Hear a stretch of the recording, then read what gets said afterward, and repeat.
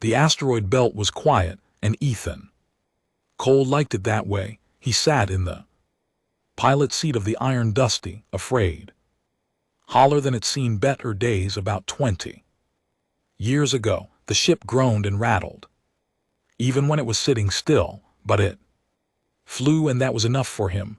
Got another dead rock on the scanner, Nina Voss said from the seat behind him. She had her boots up on the console and a wrench in her hand, because Nena always had a wrench in her hand. She was the kind of mechanic who could fix anything with the right tool and enough anger.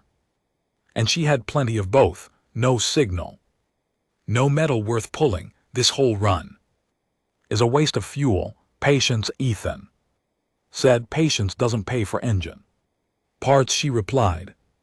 Danny Marsh, the youngest member of the crew, sat at the communication station with his headphones half on. He was 23, thin as a wire, and had the kind of face that still looked surprised by everything. He was good at his job, though. He could read signals the way some people read books, fast and deep, and with a strange kind of love for it. Hold on, Danny said suddenly. He pushed the headphones tight against his ears. I'm getting something. It's faint, really faint.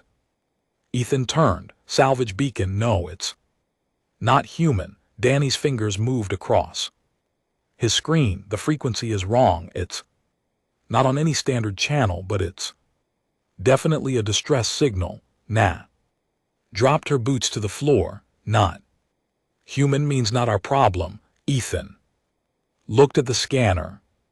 A small object was drifting between two asteroids about 40 minutes away. It was tumbling slowly, losing heat, losing power. Whatever it was dying. We're going to check it out, Ethan said. Of course we are.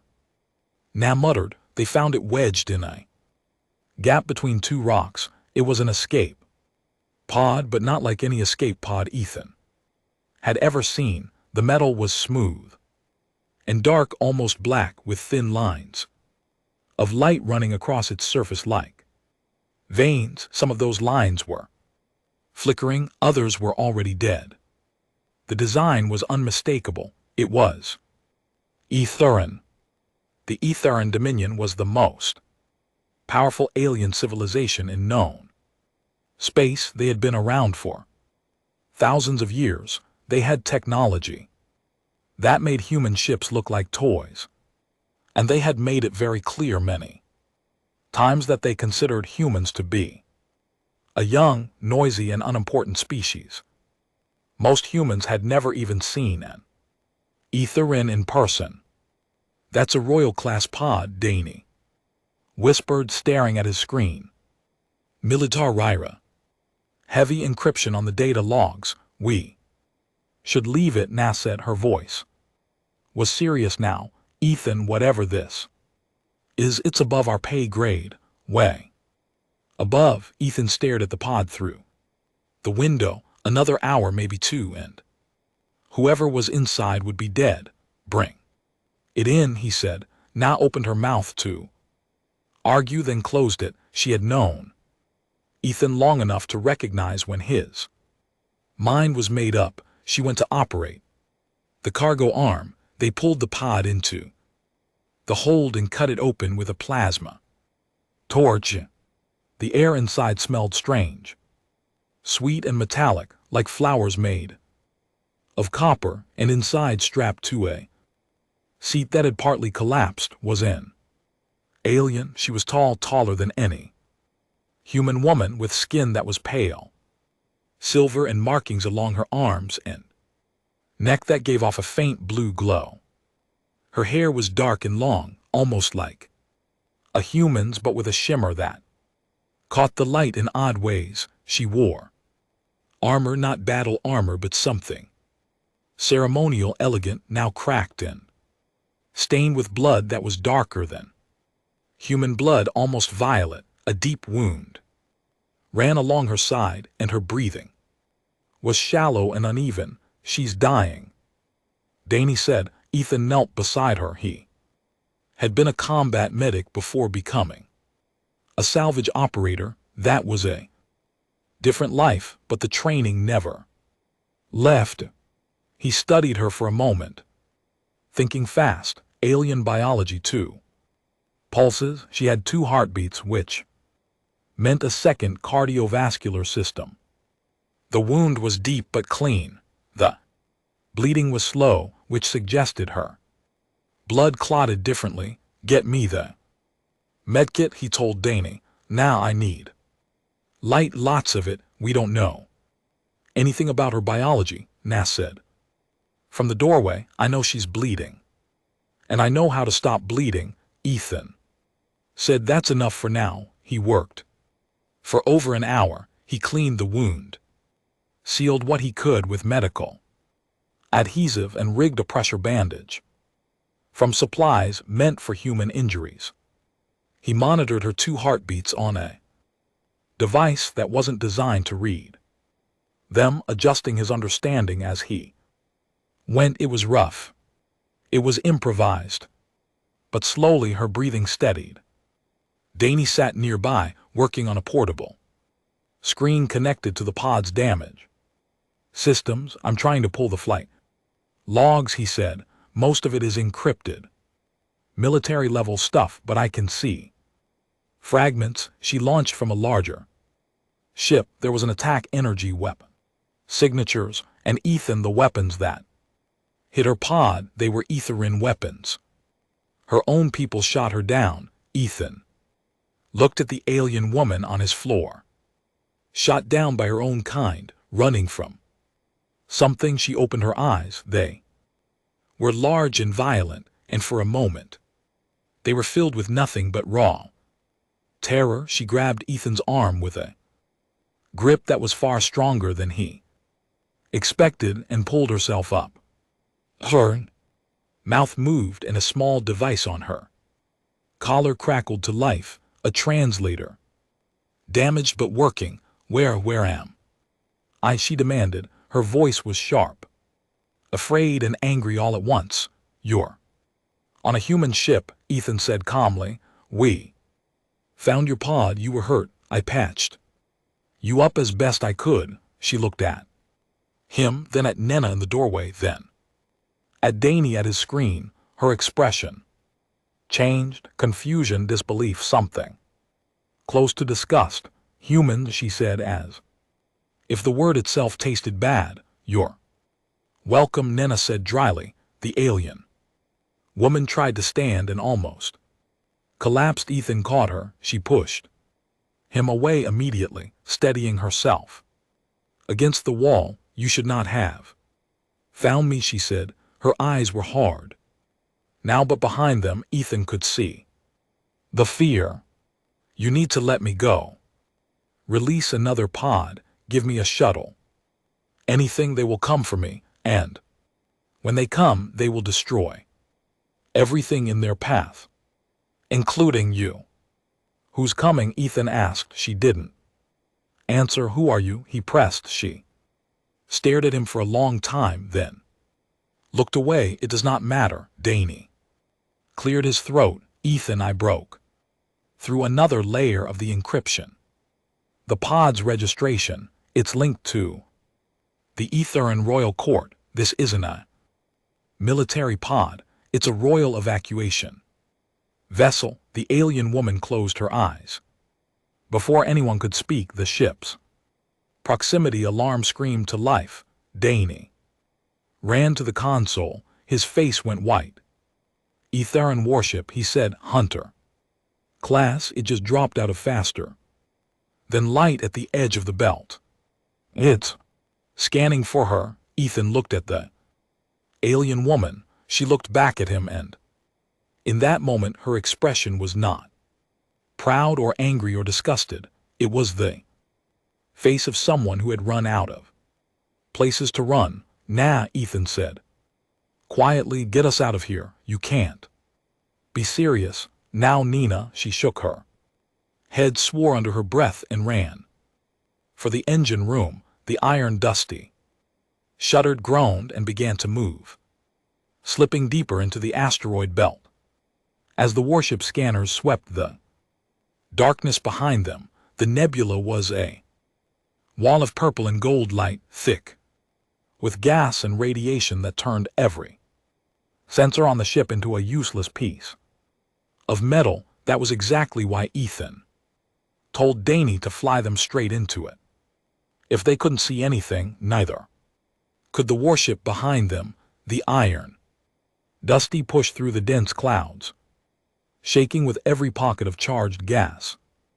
It hit, the lights flickered, the hull popped and cracked. Danny kept his hands steady on the controls and his eyes on the narrow path ahead, navigating by instinct more than instruments. There, still behind us, he said, but they're slowing down. I don't think their sensors can handle this soup any better than ours. Good, Ethan said, take us deeper. Naz's voice came through the intercom from the engine room. If you take us any deeper, the radiation is going to cook the power cells. I'm giving you maybe 3 hours before we lose main power. Then we have 3 hours, Ethan said.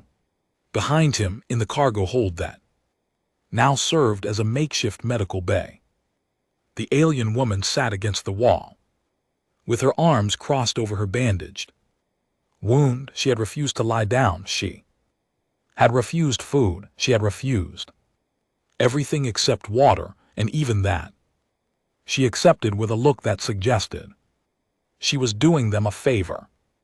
Ethan walked back and sat down across from her. He didn't say anything at first. He just checked her bandage, noted that the bleeding had stopped, and leaned back. Your wound is healing fast, he said, faster than a human would. My species is not as fragile as yours, she said. No, just more polite. Apparently, something flickered in her eyes, not quite amusement, but close. She studied him, really studied him for the first time. You are the one who treated my injuries, she said. It was not a question. Yes, you are a doctor. I was a combat medic a long time ago, and now you collect garbage from space. Salvage, Ethan corrected. There's a difference, is there? Ethan shrugged. Salvage sounds better. She almost smiled, almost, then her face hardened. Again, why did you run when the warship appeared? You could have handed me over. It would have been simpler, safer. I don't hand people over to ships that shoot at them, Ethan said. That's a personal rule. You do not even know who I am. No, he agreed, but I know someone tried to kill you, and I know you were scared. That's enough for now. He paused. But if you want us to keep running, it would help to know what we're running from. She was quiet for a long time. The ship groaned around them. Gas clouds pressed against the windows like colored fog. My name, she said slowly, is Vale Sarai. I am the heir to the throne of the Atheran Dominion. Danny, who had been listening from the doorway, dropped the water bottle he was holding. Nat, coming up the court behind him, stopped walking entirely. You're the princess, Danny breathed. I'm the heir, Vilith corrected. Princess is a human word. Close enough, Nat said. She leaned against the wall and folded her arms, her expression somewhere between disbelief and irritation. So we've got alien royalty bleeding on our cargo floor. That's wonderful. That's just a perfect day. Vale ignored her and looked at Ethan. I was being transported to a diplomatic summit aboard a Dominion flagship. During the journey, my own royal guard turned against me. They had been bought by my uncle, Grand Regent Thallon. He has wanted the throne for years. With me dead or missing, there is no one to challenge his claim. Your own uncle, Danny said. Power does not respect family, Valith said quietly. He Arrange the attack to look like an accident, pirates, a system failure. Anything to explain my disappearance. I escaped in the pod, but they fired on me. Before I could get clear, I drifted for 2 days before your ship found me, Ethan. Let that sink in. A princess and heir.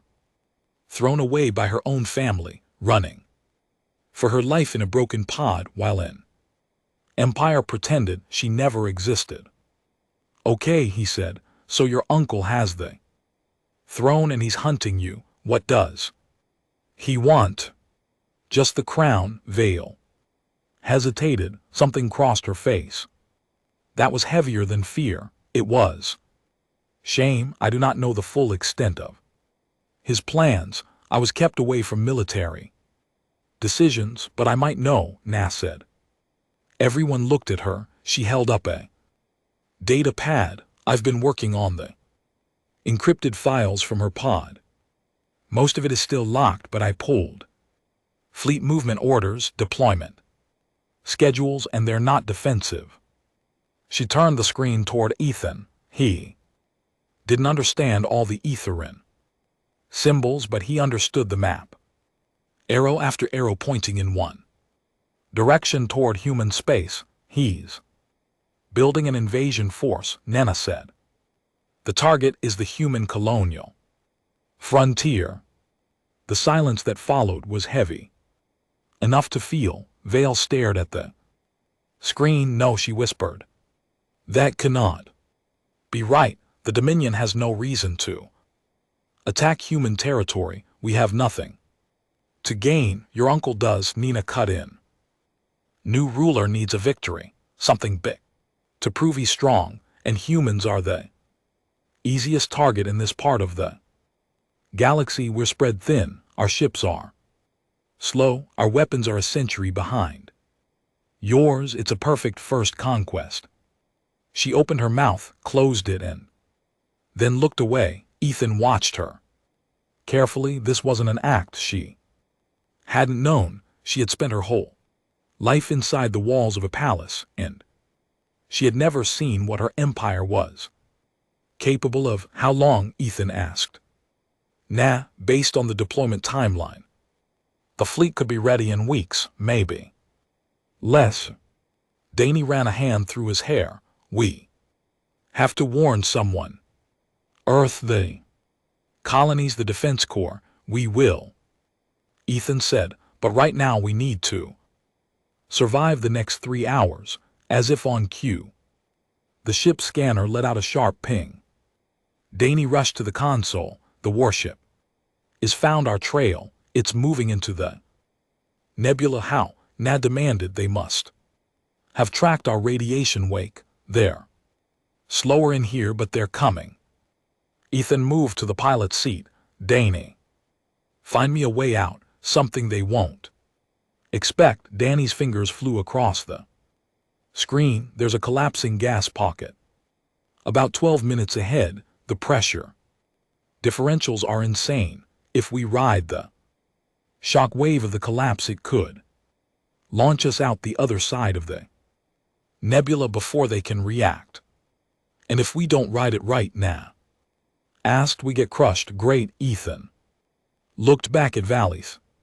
She was watching him with an expression he couldn't quite read. Not fear, not hope, something in between. Hold on to something, he told her. He flew. Danny called out numbers, distance, pressure, timing. Now braced herself in the engine room, ready to push the engines past every limit they had. The gas pocket loomed ahead, a swirling mass of light and force, collapsing inward like a fist closing.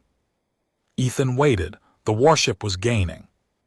Behind them, the pocket was shrinking. Ahead, everything depended on hitting the edge at exactly the right moment. Now, Danny shouted. The iron Dusty hit the collapsing edge of the gas pocket, and the universe seemed to fold around them. The ship screamed, metal bent. Every alarm on the console went off at once, and then silence. They were through. They were out the other side of The nebula tumbling in open space. Alive and intact, behind them the gas pocket finished collapsing, a wall of superheated gas sealed the path. The warship was trapped on the other side. Danny let out a breath that sounded like it had been held for a year. Nas started laughing from the engine room, the kind of laugh that meant she couldn't believe they were still breathing. Vale sat in the cargo hold, gripping the wall, staring at nothing. She had just watched a human pilot do something that no air flight computer would have attempted, not because the computer couldn't calculate it, but because the calculation would have said it was impossible, and no Etherin would have tried it anyhow. These humans didn't care about impossible, they just moved. She looked down at her hands, at the human-made bandages wrapped around her alien body. And for the first time in her life, she wondered if everything she had been taught about this species was wrong. Farrant Station sat at the edge of human space like a forgotten nail in the dark. It was a refueling stop, a trading post, and a last chance for supplies before the void between human territory and everywhere else. It was small, ugly, and crowded with people who had run out of better places to be. The Iron Dusty limped into the docking bay, trailing smoke from a cracked exhaust port. Nad kept the engines alive through sheer willpower and creative use of electrical tape. Actual electrical tape, which Vale had watched with a combination of horror and fascination.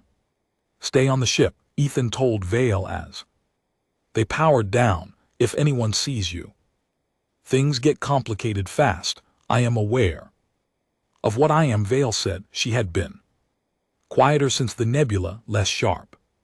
Something was shifting inside her, and she was still figuring out what it meant. Ethan and Danny went into the station to buy supplies while Nat started emergency repairs, but Ethan had a second reason for stopping here.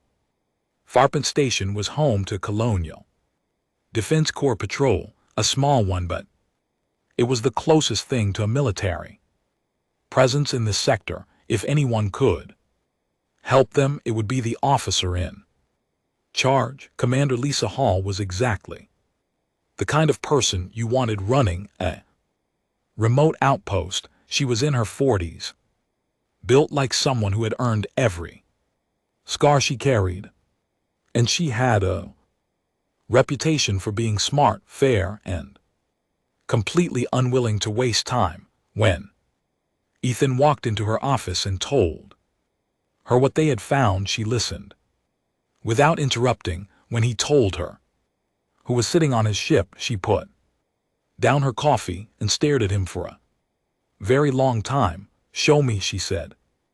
They brought Holt to the Iron Dusty, quietly through a service corridor to avoid attention. Valef stood in the cargo hold, still wearing her damaged ceremonial armor, her silver skin glowing faintly in the dim light. Holt ran a biometric scan using a Militar Ryra device that cross-referenced with every known species database the Defense Corps had access to. The results came back in seconds. Holtz read them, then read them again. She's real, Holtz said.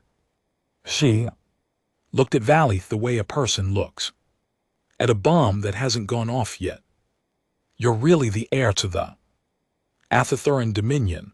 I am, Vilith said. Holt turned to Ethan. They stepped into the corridor. You need to take this to Earth, Ethan said. Contact Command, get the fleet involved. She has evidence of a coup and an invasion plan targeting human colonies. This is exactly the kind of thing the military exists to handle. Hall was quiet for a moment, then she sighed in a way that told Ethan the answer before she spoke.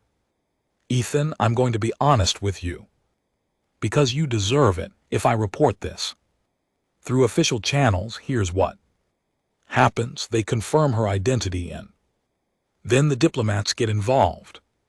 The diplomats will look at this situation and see a fugitive alien princess sitting on a human ship being hunted by the most powerful military force in the galaxy, and they will make a calculation. What kind of calculation?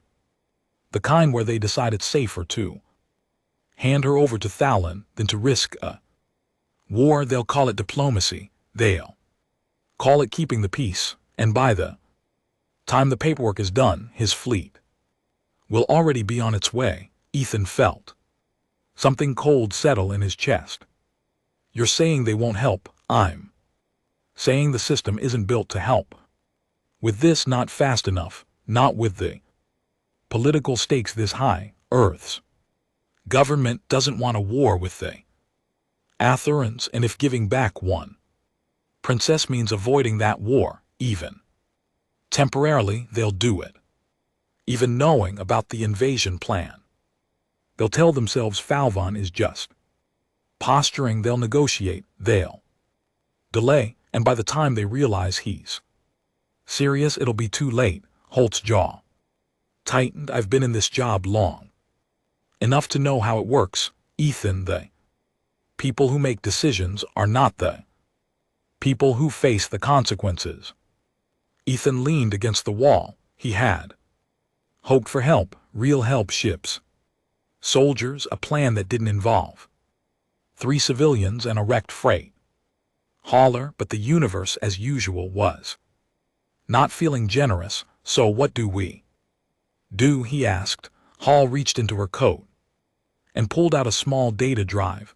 This is everything I have, encrypted intelligence files on Etherin fleet, movements, communication intercepts, patrol schedules near the throne world. It's not much, but it's current. I'm also going to give you a military comm, so you can punch a signal through ether and jamming if you need to. You're helping us off the books. I'm giving surplus equipment to a civilian contractor. That's all anyone needs to know. She met his eyes. But Ethan, you need to disappear from the station before my superiors order me to detain her, which they will once they figure out what's happening. He took the drive. Thank you. Don't thank me. Just don't get killed. Back on the ship, Ethan gathered the crew and Valeth around the small table in the common area. He laid it all out. No military rescue, no government support, no one was coming. Danny studied the intelligence files on his screen. There might be another way, he said slowly. Thavin's power isn't official yet, according to Dominion law. He needs a formal confirmation from the High Council to legitimize his claim. That ceremony is scheduled to happen on the throne world in less than 6 days, so Mina said. So if Valeth shows up alive with evidence of the coup, the confirmation fails, the council has to reject his claim. His whole power structure collapses. Everyone looked at Valeth. She sat still, her hands folded in her lap, her face unreadable. The throne world is in the heart of Dominion space, she said quietly, surrounded by the largest fleet in the galaxy. To reach it, you would need to cross hundreds of light years of hostile territory in a ship with no weapons, no armor, and no allies.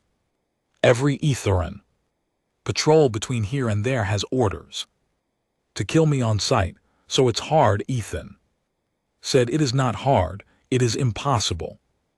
Ethan had heard that word before. He had heard it from doctors who said a patient wouldn't make it. He had heard it from officers who said a position couldn't be held. He had heard it from people who were wrong. 6 days, he said. Can we make it, Danny? Danny worked the numbers. If we take an uncharted route through the dead zone between the Valen expanse and the Karth Corridor, we skip most of the major patrol lanes. It adds time but reduces. Encounters, tight but possible. He looked up, barely possible. Nina, nah. Stared at the ceiling for a long moment. The engines can't handle sustained. Faster than light for 6 days straight. I'd need to do modifications on the fly.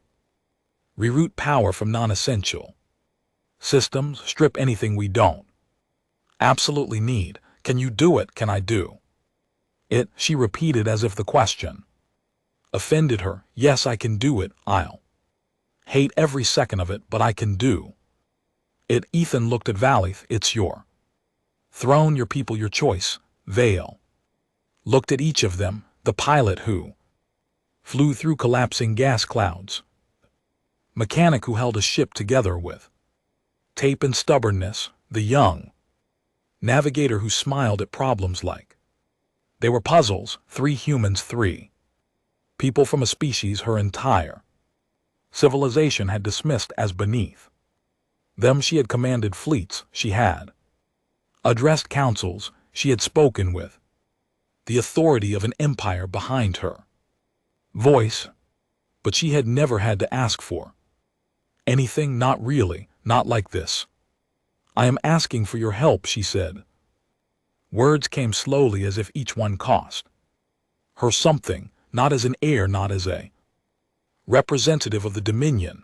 I am asking as someone who has nowhere else to turn. Will you help me? Ethan didn't hesitate. Yes. Nat closed her eyes and shook her head, but she was already standing up, already heading for the engine room. I'll start the modifications. I'll plot the course.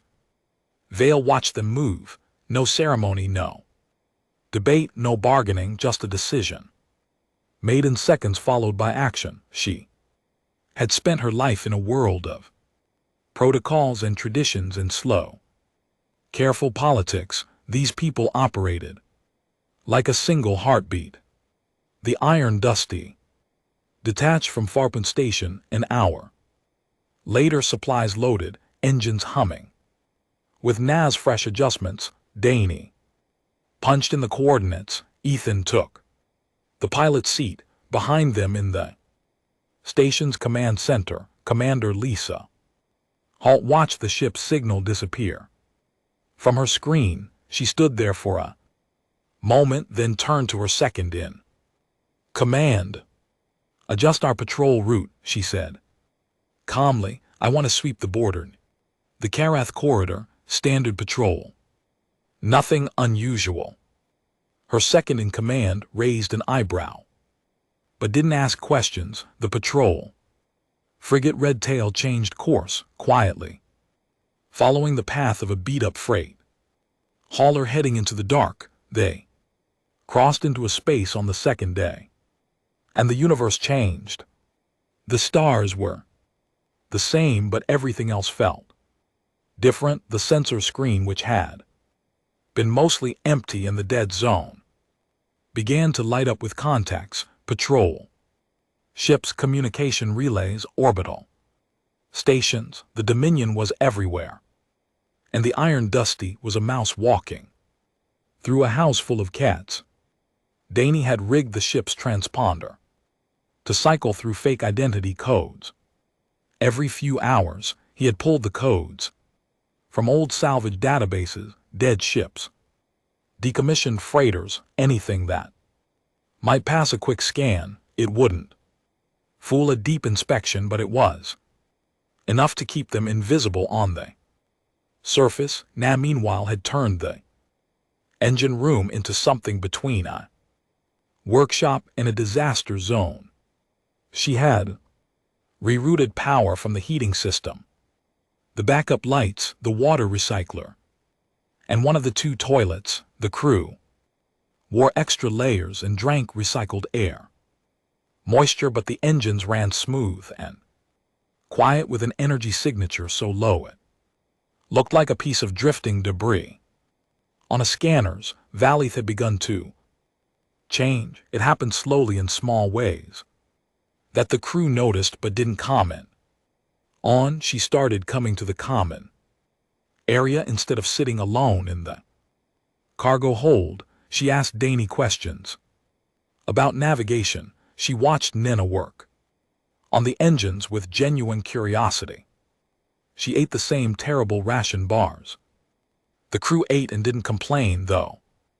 Her expression suggested she had opinions about human food. On the third day, they hit their first checkpoint.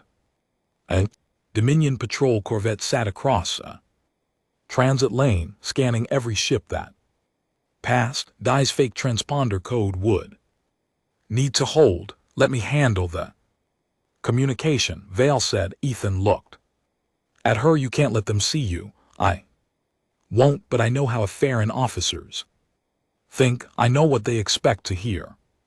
And I know what makes them stop asking questions. She sat beside Danny and dictated a response in Etherin, not her own voice, but a script for Danny to transmit as text. It was perfect. The right codes, the right tone, the right amount of board authority that a cargo ship's captain would use when talking to a minor patrol. The corvette scanned them once, found nothing interesting, and waved them through. That was good, Danny said, impressed. I spent my childhood listening to military officers talk, Valley said. I learned their language before I learned most of my own. The second checkpoint was harder. A cruiser, larger and more alert with deeper scanners. This time Ethan talked their way through. He played the part of a human cargo hauler who had wandered into Dominion space by accident. Confused, apologetic, slightly stupid. He leaned into every stereotype the Etherans had about humans. The officer on the other end was so busy feeling superior that she didn't bother running a full scan. She just told them to leave Dominion space immediately and move on. When the cruiser was behind them, Valley looked at Ethan with something new in her eyes. You did that on purpose, she said. You acted like they expect humans to act, so they wouldn't look closer. People see what they expect to see, Ethan said. That works on every species. On the fourth day, Vale and Nas started working together. It began when Nina needed someone to hold a power coupling while she welded a cracked conduit. Vale offered. Nina gave her a look, then handed her the coupling without a word. They worked in silence for an hour, and when it was done, Nina said, You're stronger than you look. So are you, Valley replied. After that, something opened between them. They spent hours together over star charts and engine readings, planning routes and contingencies. Vale knew Dominion patrol patterns, fleet formations, and communication schedules. Nina knew how to make a ship do things it wasn't designed to do. Together they mapped a path through the final stretch of Dominion space that avoided every major fleet position. She's actually useful, Na admitted to Ethan one night when Vale was sleeping. It was the closest Na had ever come to giving someone a compliment. On the fifth day, everything went wrong. They were 12 hours from the throne world system when a Dominion cruiser appeared out of nowhere, not on any patrol schedule, not on any route they had planned for. It was a hunter ship, fast and well-armed, and it locked onto them before Danny could change the transponder code. They're hailing us, Danny said, demanding identification. And Ethan, they're running a deep scan. The fake codes won't hold. Ethan looked at the scanner.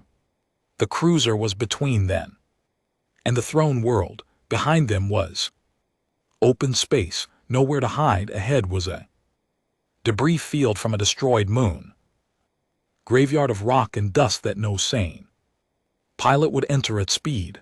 Danny, the Debris field, can we hide in it? It's dense, really dense, lots of moving pieces, but yes, if we get inside there. Scanners will be useless. Do it, Danny. Banked hard in the iron dusty dove. Into the debris field, rocks the size of houses tumbled past the windows.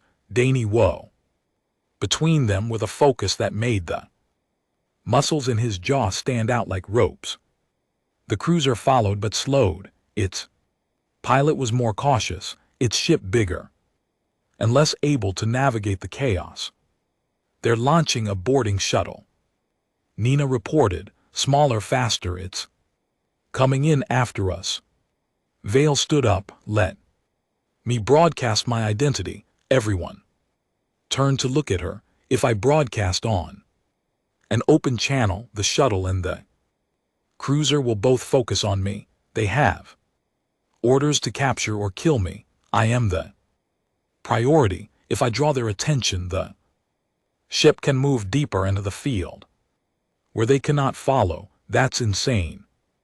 Nas said they'll track the signal to us, not as I'm not on the ship when I send it. She was already moving toward the airlock. I'll take one of the emergency suits and position myself on one of the larger rocks. I broadcast. From there, they come for me. You move. The ship, when they realize the signal is not coming from the ship, they'll have to choose between chasing you and coming for me. Either way, it buys time. And what happens to you? Ethan demanded. I am faster and stronger than humans. I can survive in vacuum longer. I will be fine. You'll be alone on a rock with a warship hunting you. I have been alone before. Ethan stared at her. Then he grabbed an emergency suit from the wall. I'm coming with you. That is not necessary. I'm coming with you. They went out together. The debris field was a nightmare of spinning rock and glittering dust. Ethan's suit was meant for short repairs, not combat operations in an asteroid graveyard, but he followed Vale as she leaped from rock to rock with a grace that made him feel very human and very heavy. She found a large stable fragment and activated her translator's broadcast mode. Her voice went out on every open channel, clear, strong, and unmistakable. This is Vale Sarai, heir to the Etherean Dominion. I am alive. I am returning to claim what is mine. The effect was immediate. The boarding shuttle changed course, diving toward the signal. The cruiser pulled back, confused, trying to locate the source. Danny used the distraction to push the iron dusty deep into the field, killing the engines and drifting silent among the rocks. Killed every system that produced heat or light. The shuttle found the rock. Squad of soldiers in heavy armor landed and spread out searching. Ethan and Vale hid in a crevice barely large enough for both of them, pressed together in the dark while boots crunched on the stone above. A soldier came close, too close. Ethan could see the faint glow of the weapon in his hand. Vale tensed beside him. The soldier paused, turned, and moved on. They waited 20 minutes. The shuttle searched, found nothing, and pulled back to the cruiser unable to locate the iron dusty in the debris, eventually moved on to expand its search pattern. Danny brought the ship back. Ethan and Vale climbed aboard. Ethan's hands were shaking, not from fear but from the cold. She said nothing, but she put her hand on his shoulder for a moment before walking to the common area that night with the throne world star visible as a bright point on the scanner. Vale sat beside Ethan in the cockpit. She was quiet for a long time. In the Dominion, she said, we are taught that humans are lesser beings, too emotional, too fragile, too short-lived to matter. I believed this My entire life, she looked at him. I have never been more wrong about anything. Ethan didn't know what to say to that, so he said the simplest true thing he could think of: where I come from, you don't leave people behind. That's it, that's the whole thing. They reached the throne world system at dawn. Ship time, the blockade was massive. Hundreds of warships in perfect formation guarding every approach. Dies. Face fell, an old mining passage through an asteroid field on the far side of the system, leading to a maintenance dock on the throne world's orbital ring. Unguarded, unmonitored. Because the passage was so narrow and so dangerous that no one believed a ship could fly through it, Nan Vale spent 3 hours reinforcing the hull with everything they could find. They welded scrap metal to the weak points. They drained non-essential systems for every bit of power. Then Ethan took the controls, turned off the autopilot, and flew. The passage was a tunnel of rock that twisted and narrowed without warning. Ethan flew by hand, by eye, by the kind of instinct that cannot be programmed or taught. Danny called distances, now patched damage as it happened. Villith sat strapped in beside Ethan, watching his hands move on the controls with a precision that seemed impossible for a species with such short lives. The ship hit a wall, it scraped a ceiling, it lost a sensor dish in half. The rear plating, alarm screamed, metal tore, and still Ethan flew, threading the needle again and again until the passage opened and the orbital ring appeared ahead of them, gleaming in the light of the Ether sun. They docked. The Iron Dusty was barely holding together, but they were there. They had made it. Danny sat back in his chair and laughed until he couldn't breathe. Nah stood in the ruined engine room and didn't say anything at all, because there were no words for what had just happened. Valith looked at Ethan. His hands were still on the controls, and they were perfectly steady. Impossible. She whispered. Yeah, he said, we get that a lot. The orbital ring was enormous, a structure that circled the entire planet like a silver crown. It hummed with energy and life. Millions of Etherans living and working in a city that floated above the clouds. Ethan had never seen anything like it. The scale alone made his chest tight. This was the heart of an empire that had been building civilizations while humans were still figuring out fire. And somewhere below, in the Grand Council chamber on the planet's surface, Falvon was about to become the most powerful being in the known galaxy. They had hours, not many. Maintenance dock where they had landed was dusty and forgotten, used only by repair drones and service workers. Nobody expected visitors, especially not a half-destroyed human cargo ship that gave them a small window of invisibility, but it wouldn't last. We need to get Valith into the council chamber, Ethan said, spreading a schematic of the capital city on the table. Danny had pulled it from the orbital ring's public network, not even encrypted, because the Etherans apparently couldn't imagine anyone being bold enough to use it against them. Chamber is the most guarded building on the planet, Vale said. She pointed to the map. Thavin's personal guard plus the council's own security force. Hundreds of soldiers, energy barriers at every entrance, biometric scanners. There is no way to walk in through the front door, so we don't use the front door, Nas said. She studied the schematic with the same look she gave a broken engine, not as a problem but as something that hadn't been solved yet. The capital city runs on a centralized Power grid, everything lights. Barriers, scanners, communications, all connected.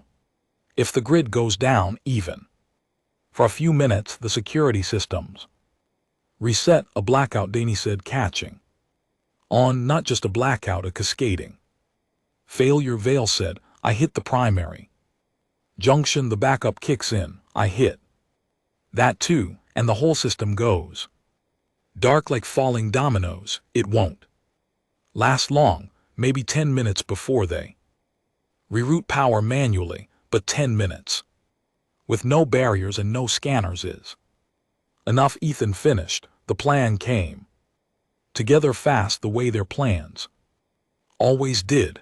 Not neat, not elegant, but real. Danny would hack into the orbital ring's communication system and broadcast a message to the entire planet before they made their move. Nan and Danny would go to the power grid junction together. Now would handle the technical work, and Danny would keep her connected to Ethan. In real time, Ethan would escort Vale through the maintenance tunnels under the Capitol and into the council chamber. One thing first, Danny said. He sat at his console with his fingers poised over the keyboard. Before the blackout, before any of this, I want to send a message. To whom? Vale asked. Danny smiled. Everyone. He worked for 30 minutes routing the signal through the orbital ring's public broadcast system, bouncing it through communication relays across the planet. When he was ready, he sent 3 words on every open channel. In every language the system supported. The princess lives. The effect was not immediate. It was something more like a wave.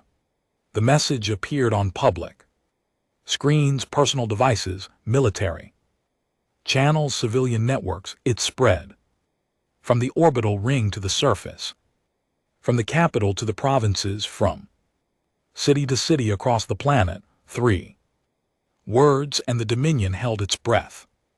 In the Grand Council chamber, Thaloon received the message mid-ceremony. He ordered his communications officer to trace and kill the signal. Doubt had been planted, and doubt, once planted in a civilization built on certainty, grows fast. They moved. Danny and Nat took a transport pod to the power grid junction on the far side of the orbital ring. Ethan and Vale descended to the planet's surface through a maintenance elevator that smelled like oil and old metal. They entered the tunnel system beneath the Capitol. Service corridors built centuries ago, mapped on the schematic, but forgotten by everyone who mattered. The tunnels were dark and narrow. Ethan moved first, his flashlight cutting a small path through the black. Vale followed, her bioluminescent markings dim, her breathing controlled. They didn't speak. There was nothing left to say that their actions hadn't already said. Na's voice crackled through the calm. In position, ready on your signal. Do it, Ethan said, somewhere above them. Nena did what she did best. She broke something important. The primary power junction failed. The backup spun up and failed. 3 seconds later, the city went dark. They felt it in the tunnels. Deep shudder. The hum of energy that had been constant suddenly gone. Emergency lights flickered on, dim and red. Above them, the Capitol was in chaos. Security barriers dropped. Scanner systems rebooted to blank screens. Soldiers scrambled in the dark, shouting orders that no one could relay because the communication network was down too. Ethan and Vale ran. They climbed through access hatches and service corridors, following the map Danny had burned into both their memories. 3 levels up, 2 corridors left, through a service door that opened into a hallway behind the Grand Council chamber, and that's where the guards found them. 4 of Thune's personal soldiers, elite and armed, standing in the hallway as if they had been waiting. Maybe they had. Thawne was paranoid, and paranoid people guard the back doors as well as the front. The soldiers raised their weapons. Ethan stepped in front of Valith. What followed was not graceful. It was not the kind of fight that gets told with admiration for technique and skill. It was ugly, desperate, and human. Ethan hit the first soldier before the weapon could fire, driving his shoulder into the alien's chest with every bit of weight he had. The soldier went down. The second one struck Ethan across the back with the butt of a rifle. Ethan staggered, turned, and threw a punch that connected with something hard. He fought the way humans fight when everything depends on it. With fury, with stubbornness, with the absolute refusal to stay down. He took hits that would have stopped a smarter man. A blade caught his arm. A kick cracked something in his ribs, but he kept moving, kept swinging, kept putting himself between the soldiers and Vale.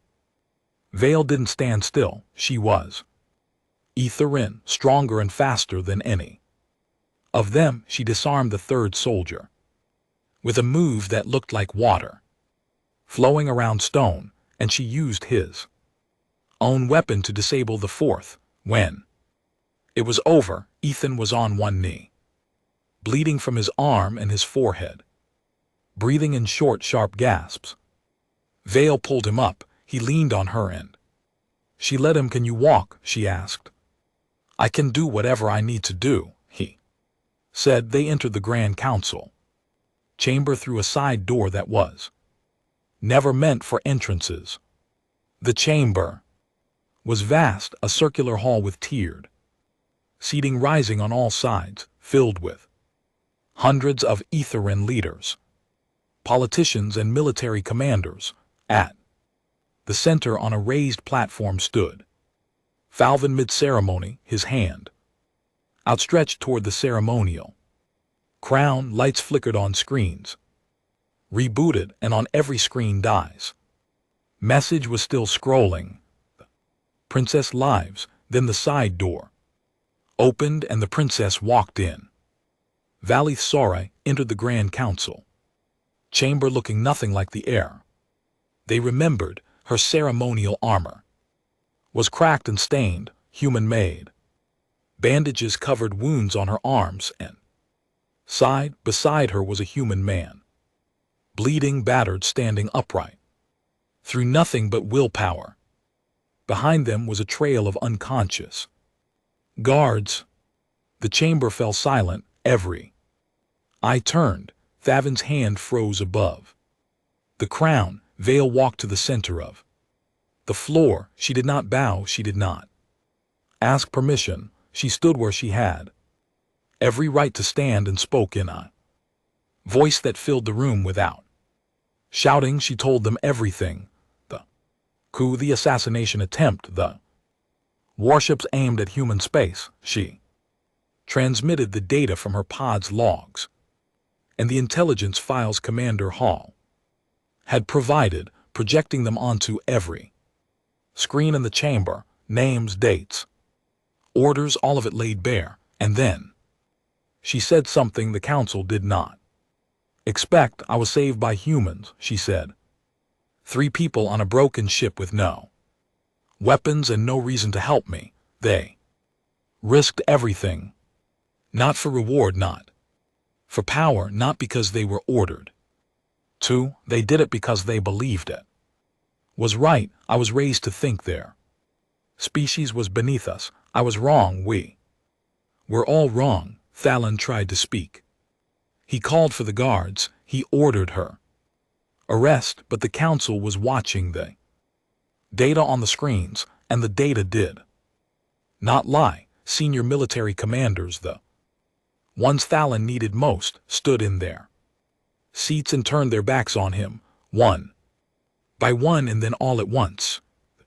Confirmation failed. Thallon was detained by his own guard. In the hours that followed, the war fleet stood down. Diplomatic channels opened, messages flew between the throne world and human space, messages of explanation, of apology, and of something that had never existed between these two civilizations. Before honest conversation, Vaylit's first official act as the recognized heir to the Dominion was something no Athathuran ruler had done in the entire history of their civilization. She formally recognized humanity as equals, not allies of convenience, not a lesser species to be tolerated, equals. She cited the crew of the Iron Dusty by name in her address to the Dominion, and when she spoke Ethan's name, her voice was steady but her eyes were not. Ethan watched the broadcast from a bench in the hallway outside the chamber. Na had found him there after Danny guided her through the tunnels. She had bandaged his arm and his ribs with the same practical efficiency she used on the ship's engines. Danny sat beside him, grinning at his screen as messages flooded in from across human space. Confusion, disbelief, and then a slow, spreading wave of something that felt like hope. Did you know this would happen? Mina asked him quietly. Ethan shook his head. No, I just didn't want to leave her out there alone. Na looked at him for a long moment, then she put her hand on his shoulder, and for once she didn't have anything sharp to say. 3 weeks later, the Iron Dusty flew again. Vaylith had offered to rebuild it entirely, but Ethan asked only for repairs and a few upgrades, better engines, a working second toilet, and a navigation system that didn't crash every 6 hours. Na had accepted the Etherin engine modifications with the enthusiasm of a child opening a gift, and she had been locked in the engine room ever since, talking to herself in a language that was half English and half engineering. Danny was at his station when the signal came in, a distress call, faint, unknown frequency. Ethan, he said. Ethan sighed. Na's voice came through the intercom. Whatever it is, I just want you to know that I am not emotionally prepared. Ethan sat in the pilot's seat, looked at the blinking signal on his screen, and pointed the ship toward the dark. Some people wait for the impossible to happen, others go and find